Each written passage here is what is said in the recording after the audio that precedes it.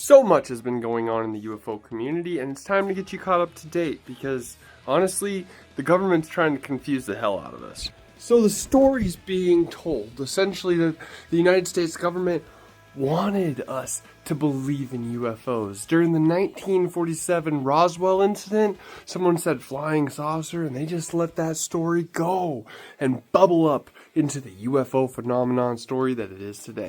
So that leaves us questioning why. Do we have a UFO? Do we not have a UFO? Why would this government let a story like this bubble up in the first place? Would it be to confuse their adversaries and possibly us further down the line?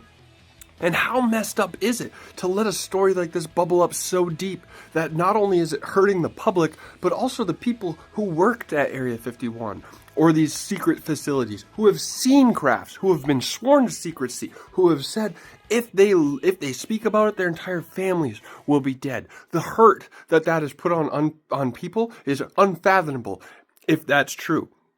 So, and that still makes us question, do we have a UFO? Like, where did we find this tech? Or was it just being quiet and silenced because we didn't want our adversaries like China and Russia to get a hold of the tech that we were building that was so far advanced? It leaves a lot of questions yet to be desired. And today is June 12th, 2025, and the New York Post just dropped a little bit more information from this. It's interesting. They did a interview with a man named Tim Phillips, who currently worked for the Pentagon. Keep this in mind. The Pentagon yet to this day has not said that they've seen, have, or heard of UFOs, alien technology, or advanced technology. To this day, they have not claimed that that's a thing. A lot of people have in the government, but not the Pentagon. That being said, Tim Phillips used to work for the Pentagon, and now he's coming out public and saying it's all just a hoax. It's all a ruse. Watch. What do you mean, embarrassing how? Well, as you know, there was a false UAP program. It was an incident that started out in the Air Force. It was an anti-gravity motor that was developed from alien crash retrieval. It was hazing. It was a joke. It wasn't real. You would have been knocked your socks off to look at the alien space and the craft, and the way they did it was a Hollywood produced stuff. It was great. What happened is for decades, you probably had thousands of officers who never knew that was a fake SAP, and it got out into the wild, and you had a generation of officers that were briefed into this UFO exploitation program and didn't know it was just a joke or hazing. So, the Pentagon currently sounds like they're coming forward telling us that Roswell was actually an anti-gravity device created by the United States government that crashed in the field, and it was way easier to allow this alien story to bubble up than, say that, yeah, we're working on anti-gravity and get Russia and China involved in our stuff so they start sniffing around and wanting some of our goodies. Okay, cool. That still doesn't explain the entire global phenomenon of UFOs that we've seen in the past.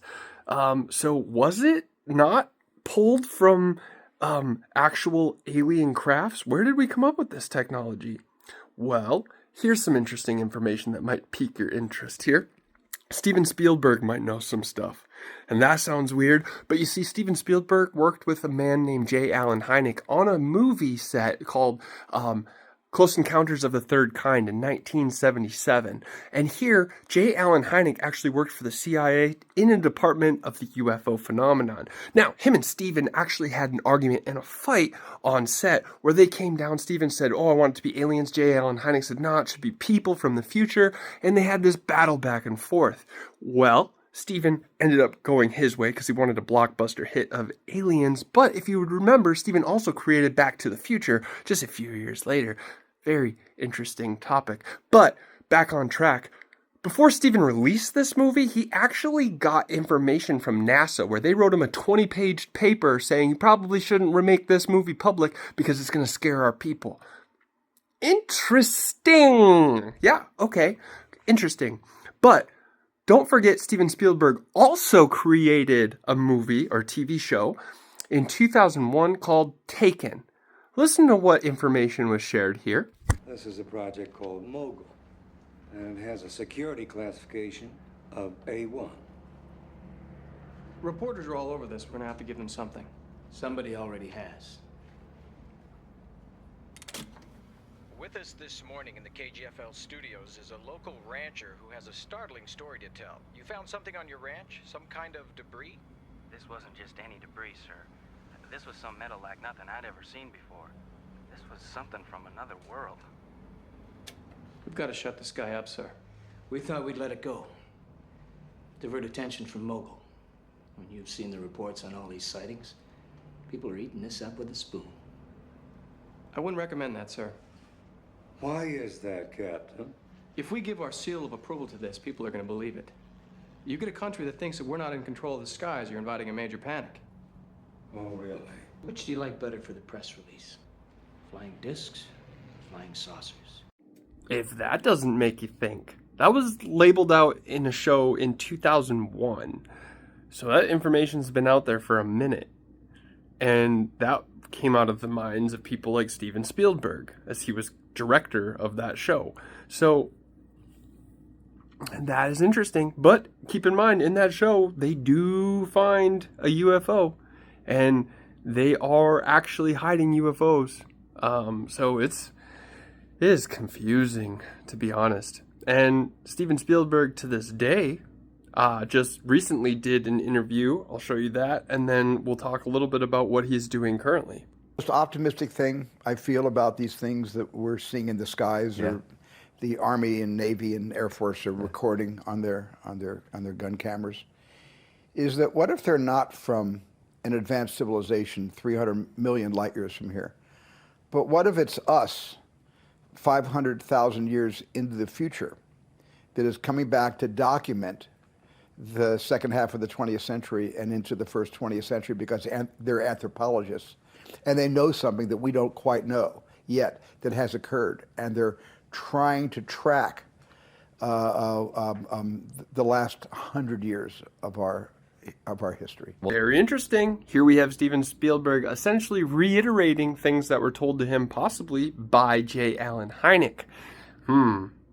Interesting. And now, currently, Steven Spielberg is working on a new film called The Dish, or Disclosure, as we now know it, that comes out in June 12th, 2026.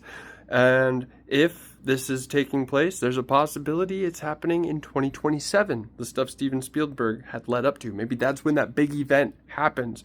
That is speculation, so don't quote me on that. But who the heck knows at this point? There's a lot of information. It's extremely confusing, and I don't have the answers, but I'll tell you, the government's doing a damn good job of confusing us and throwing us off our scent trails as UFO divers. What do you guys think? Let me know in the comment section. Like, comment, share, subscribe. It's a wild video. Again, speculation at its finest. We'll see you guys soon. Love ya.